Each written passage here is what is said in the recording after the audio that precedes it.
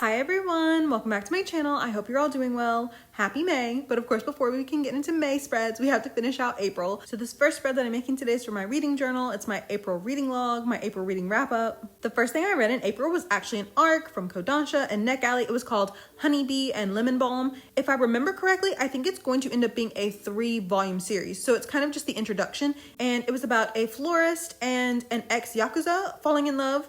The florist is older and he kind of just sees the main character, who's the ex-Yakuza, just kind of like down on his luck. He literally like just got out of jail whenever the male lead meets him, and he offers him a job at his flower shop. Very cute so far. Not that much has really happened. The male lead seems to have some sort of like condition, like a health condition. He seems very frail, and you get to meet both of the male lead's siblings. They're both cops. It was literally just volume 1, like I said, so it was kind of just an introduction, a setup to the love story, but so far so good. It's cute. After that, I read Masterpiece Season 1, which I talked about in another video.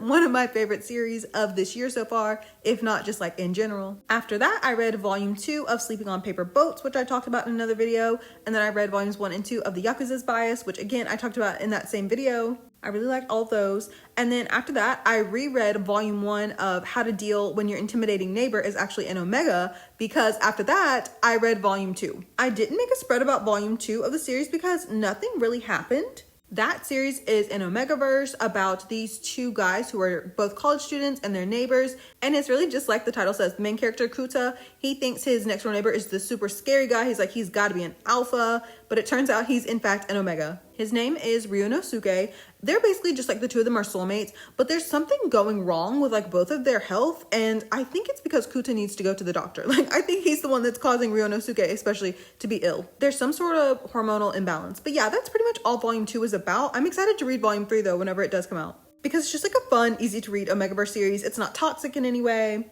After that, I read The Stranger in the Hoarding House, which is a BL manga. It's about this man who got fired from his job and he kind of just started living life as a shut-in after that. And one day, one of his neighbors sees that his window has been broken, and so he like climbs up to his balcony and like I think he comes through his window and is like, you know, are you okay in here? And he looks around the apartment and there's just bags and bags and bags of trash. Like, it's like, again, a hoarding house. There's just like nowhere to move. It's gross. It smells bad. And he decides to help him out so that he doesn't like get kicked out of this apartment complex, of course, because he's trashed his apartment.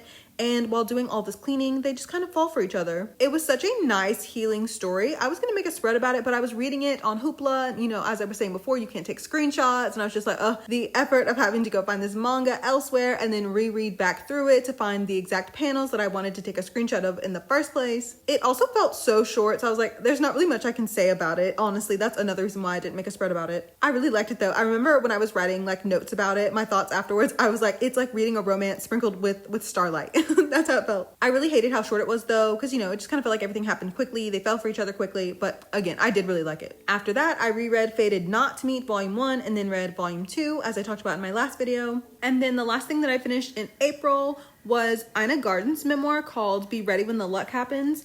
If for some reason you don't know, Ina Garten is the Barefoot Contessa herself. I don't know about anyone else, but I'm a child of the Food Network, so I grew up watching all of those shows, and I still to this day watch Ina. I just have always really, really liked her. She's always been very like classy and elegant to me. You know, she lives in the Hamptons. Her husband, Jeffrey, I think he was like a dean at Yale or something like that. You know, very classy, very fancy, but it was so interesting to hear about her life, her origins, how she even came to buy her specialty food store, Barefoot Contessa, how she came to have a TV show, how she even got into the food business at all, because I did know like back in the day, she used to work in the White House. Isn't that crazy? She did like budgeting policy. I don't know how the government works. The other day I was like, I don't know how the Korean government works. I don't know how the United States government works either. I think she worked in like some sort of like budgeting or policy making, something like that. So seeing how she got from doing that to being the Ina I know and love that I grew up with, so interesting. Her story is just, it's heartbreaking. I feel like she had a really rough childhood. She also, of course, I say of course, but like, you know, kind of makes sense. She came from money. Her father was a surgeon. I'd heard the story, of course, about her and her husband Jeffrey had met, but I hadn't heard like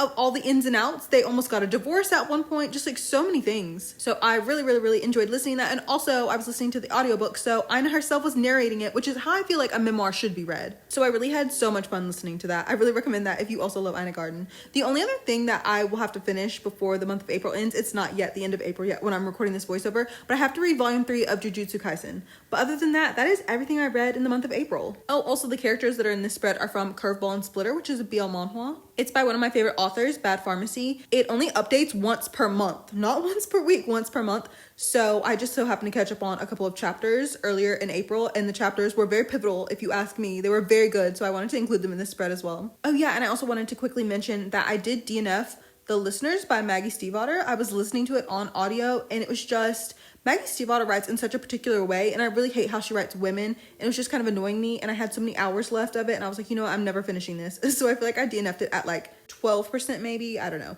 But yes, anyway, that is everything I read in the month of April.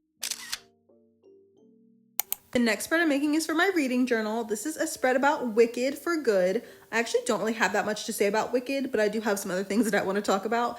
I will say I did not like the second movie as much as the first one. I think what ultimately got on my nerves is like, here are these two women, these unlikely friends, and it's unlikely because, well, Glinda was sort of, you know, bullying Elphaba at first. And here they are, Elphaba coming into her power. She's a real witch, everything that Glinda wishes she could be. And Glinda slowly realizing, oh, maybe I'm the problem. Maybe I've been a bit wicked myself. And I like both of those arcs for them. However, it kind of doesn't make any sense. If you want me to believe like we are sisters, we're cheetah sisters, y'all cannot be fighting over a man. Something about that just cheapened their bond to me, and I really hate that. But y'all are crying and weeping over each other, saying I love you when you know it's the end. And yet 5 minutes ago you were fighting over a man? Glinda was like, use her sister. Oh my God. Also, can we talk about Glinda being, I don't want to say dumb, but like until the very end. Did she never see Elphaba take a shower? The two of them were roommates. You never once saw Elphaba go get in the shower. I don't, you know, it's like, whatever. This is a movie where animals speak, like, fine. Also, the day of the wedding really had me shocked. I was like, wow, I didn't know Wicked got down like that. I was like, she took him to her treehouse and she freaked it. And why was she wearing that cardigan? What was that cardigan? Anyway, those are my thoughts about Wicked. I liked both movies well enough. Also, on the topic of movies, in my last video, I added a movie to my movie journal, and that was 100 Meters. I very randomly watched that because I had a credit for a movie rental. I don't know why I chose that. It's because there wasn't really anything else that seemed interesting, I guess. And I thought I had like seen a tweet about the animation, and I do think the animation was very good. There were a lot of scenes that I feel like were really memorable.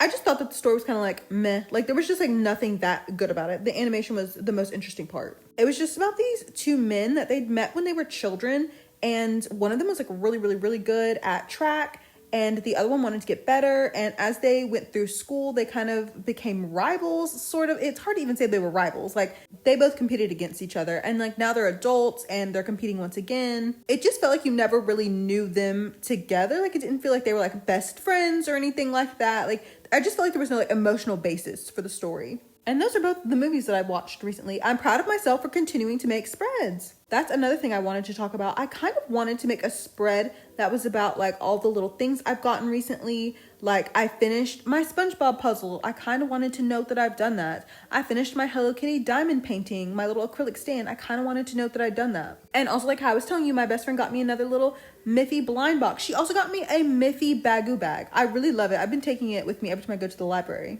I also usually make a spread about my mom's birthday. I don't know if I'm going to do that this year. We did the same thing we always do. Oh, but also because the Nothing Bundt cakes open, remember I was telling you about that? My mom went and got a free bundt cake, but we made a cake at home for her, so she got chocolate for me. She let me have the little bundt cake, so I got to eat another Nothing Bundt cake. It was so yummy. I just finished it yesterday as I'm recording this. Today is April 26th, by the way, as I'm recording this. Oh, and another fun hobby thing I did, I got this canvas from Dollar Tree. It's like pre-printed with a famous artwork on it. So I got Monet's water lilies. Is that what it's called? I don't know. Monet painted so many water lilies. One of many of those. I feel like it has a more specific name than that. It's one where there's like a bridge going over a pond. They had other ones though. They had like The Screen, they had Starry Night, they had different like famous artwork. And so it's already like drawn for you, so you can just paint it. It's not a paint by numbers, but it's just, I guess it's similar to that. It's just you got to figure out what you want to do.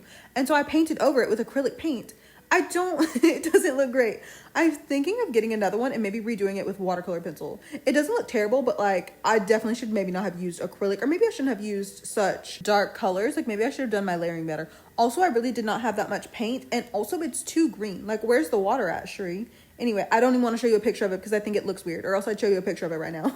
Oh, speaking of things that I said I would show you a picture of, my journal. I told you I would show you how I decorated the front of my journal. I still have not finished it. Do you know how long ago that was? Do you know how long ago the beginning of the year was? And I still haven't finished it. Anyway, now that this spread is finished, we can go put the spreads that I made today into my digital journals. Can you believe we're already 1/3 of the way through the year? I am excited for May though. I'm excited, number one, for Jaehyun to come back. Oh my god, speaking of Jaehyun coming back, have I finished my Jaehyun and Women Unit plans? No. Have I finished all the content that I left from 2024 of Jaehyun's that I said I would watch while he was gone because I thought I might miss him? Have I finished any of that? No.